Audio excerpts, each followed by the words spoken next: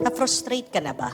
Nadismaya na ba kayo? Sigurado, lahat tayo may karanasan na na-frustrate o nadismaya tayo. Halimbawa, yung exercise ka ng exercise, pagkatapos less rice pa yung kinakain mo. Pagkatapos, pag tinignan mo yung sarili mo sa salamin, hindi ka man pumayat, dumoble ka pa. Yun yung masakit, hindi po ba? O kaya naman yung ginawa mo naman lahat, pinapasubmit ka ng mga requirements doon sa trabaho. Nakuha mo na ngang gumastos, umutang para makapasok ka doon sa trabaho yun. And then all of a sudden, sasabihan ka na meron na nauna sa'yo na nakuha. O maaaring yung iba sa inyo, pumasa na, nabigyan ng visa. Meron ng plane ticket, nakasakay na sa eroplano, lumipad na yung eroplano. Pagdating doon sa airport, dininay ka na papasukin. Pinapabalik ka dito sa Pilipinas. Airplane to airplane, airport to airport. Nakaka-frustrate, nakakadismaya. O baka naman yung iba sa inyo naranasan na may in-order online, bumili ng damit. Pagkatapos pagdating sa'yo, pagbukas mo hindi damit. Anong binigay? Lapis.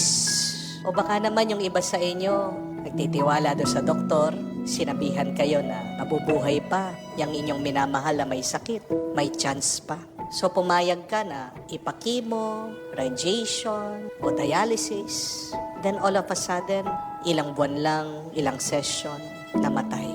Nawala yung iyong minamahal. These are very frustrating and dismaying experiences. But the question is, why are we frustrated sometimes? Bakit ba tayo nadidismaya minsan? Ang sagot, dahil meron tayong hinahanap, dahil meron tayong hinihintay.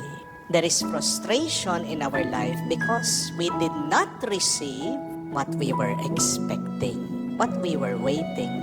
So remember this, my dear friends. It is expectation that feeds our frustration. Ang tanong, paano ba natin maaalis ang karanasan na nadidismaya, nabibigo, nalulungkot, o na-frustrate sa buhay? Dalawang paraan lang po. First one, remove your expectation. Kung ayaw mo ng frustration, remove your expectations. Alisin mo yung mga hinahanap mo, yung mga hinihintay mo. Kasi kung tinatanggap mo lang kung anong binibigay ng Diyos sa'yo, araw-araw, wala kang hinihintay kung hindi yung tanggapin mo yung mga biyaya at grasya ng Diyos. Papasalamat ka, ano man ang dumating o walang dumating, I tell you, you will become a lot more happier and a lot more peaceful. Halimbawa, kayo po mga mag-asawa, bakit na-frustrate kayo yan sa inyong mga asawa? Diba? Meron kayong set of expectations sa kanila. Kasi gusto nyo yung asawa nyo perfecto eh. Iniisip nyo na hindi niya dapat ako niloko, hindi dapat siya magsinungaling, dapat wala siyang tinatago sa akin. Tama naman po yung mga bagay na yun. Pero tandaan niyo po, nobody's perfect. Even your husband, even your wife, even your partner. And people change. No matter how good they are, no matter how kind they are when they started, nobody's perfect and everybody changes. Kung palagi mong hinihintay, hinahanap, dapat asawa ko, pagkatapos sa trabaho, umuwi dito, dapat hindi ako pinagbubwisitan, dapat palaging masaya, pinapatawa ako. You are just creating a very frustrating experience for yourself. Remove that expectation from your partner, from your spouse, from your wife. Dahil ang tunay na pagmamahal, hindi po ba, dapat may pagtanggap, acceptance for what is, for who they are, for who they will become in the future. Amen? Bakit din po yung mga iba sa inyo na-frustrate, nadidismaya sa mga kamag-anak nyo o baka mismo sa mga kapamilya nyo? Because you're expecting something from them. Hinihintay mo, hinahanap mo na dapat suportahan ka, tulungan ka, gabayan ka. Pag nahihirapan ka, dapat sila yung nandoon na magpupuno ng iyong mga kukulang. Pero ang katotohanan minsan, yung mga kapamilya natin, yung mga kamag-anak natin, sila pa yung mga hindi tutulong sa atin. Di po ba? Minsan ang katotohanan nga, yung mga hindi natin kakilala o hindi man natin kadugo, sila pa yung mga mas mababait sa atin. And we have to accept that. If you cannot accept that, then you will continue to become frustrated and feel dismayed in your life. O maaaring yung iba sa inyo, nagkasakit na tinatanong sa Diyos, Lord, bakit ako? Pag hinihintay mo, hinahanap mo, in-expect mo, hindi ka magkakasakit, forever kang malakas. Niloloko niyo pong sarili niyo. Because this is the kind of life that we have. We grow old, we get sick, we become weak. Wala naman pong exempted sa atin sa sakit at sa paghihirap. Hindi po ba? Kung gusto mong maging mas masaya, alisin mo yung mga hinihintay at hinahanap mo sa iyong buhay.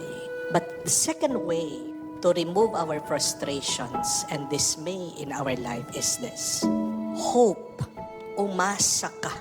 At ano pong pagkakaiba ng expectation from hope?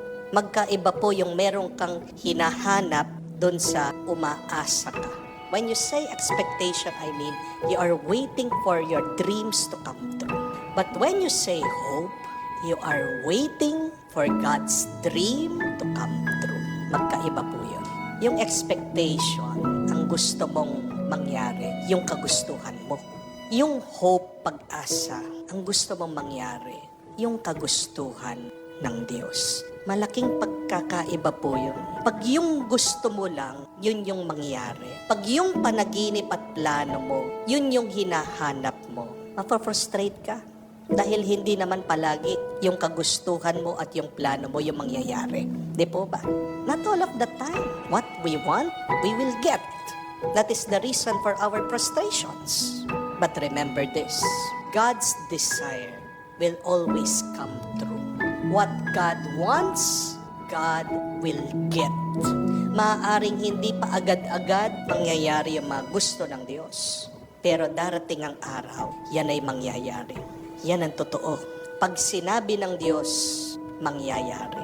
Kaya nga po, tingnan nyo, dito sa ating ebanghelyo, yung centurion na merong request, dalangin, inaasam, lumapit kay Jesus. At ano'y sinabi niya? Panginoon, kahit hindi na po kayo pumunta doon sa bahay para pagalingin nyo yung aking minamahal na alipin, sabihin nyo lamang po, sapat na. Just say the word and it will be done. My servant will be healed. Kasi umaasa yung centurion doon sa salita ng Diyos. Naniniwala siya sa salita ni Jesus ay makapangyarihan at nakapangyayari. You go back to the book of Genesis. How was this world created? Only through the word of God. So our hope is in the word of God. Ang salita ng Diyos ay hindi lang basta-basta salita na hangin at walang laman. Ang salita ng Diyos ay napakalakas. Ito ay buhay, makapangyarihan.